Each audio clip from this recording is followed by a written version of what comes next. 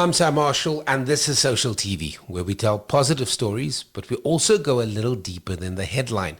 Because sometimes a good news story isn't just about what went right, it's about understanding why it matters. And today's story about safety at sea is one of those.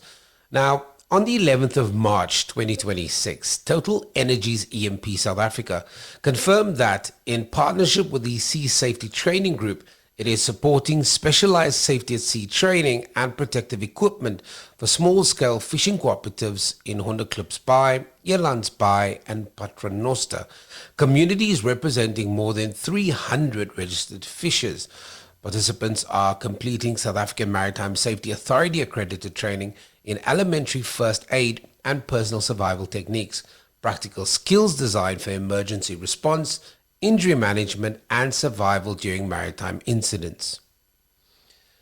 And that matters more than it might first appear.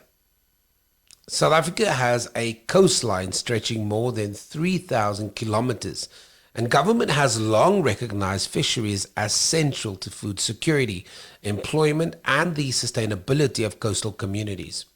According to Statistics South Africa, the ocean fishing industry employed more than 16,700 people in 2019, a figure that doesn't fully capture the informal economy around small-scale fishing.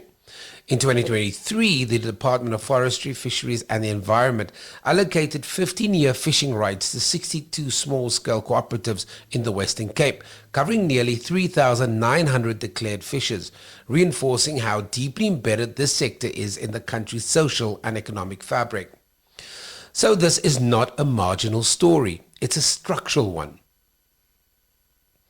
And then there is the risk. Maritime reporting, citing South African Maritime Safety Authority data, estimates that hundreds of fishers have lost their lives over the past few decades, often in small vessels through rough conditions or far from immediate help.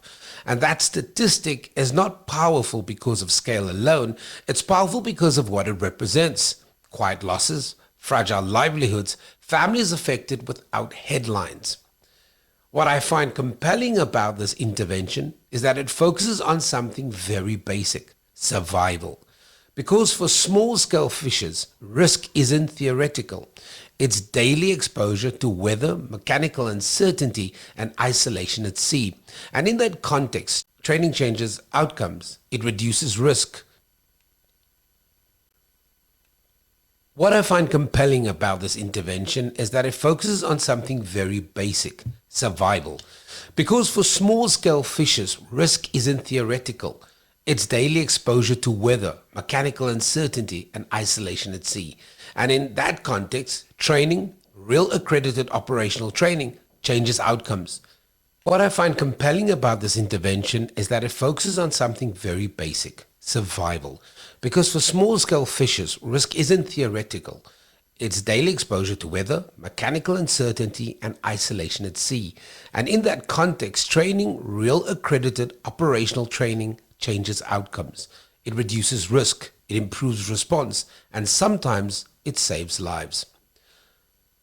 TotalEnergies says its coastal sustainability work is designed to support ecosystems and the communities that depend on them.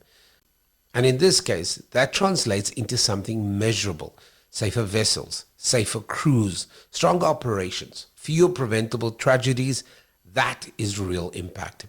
So yes, this is a positive story, but more importantly, it's a serious one, because some of the most meaningful social impact work doesn't show up in big announcements. It shows up quietly in risks reduced, incidents prevented, and people who come home safely.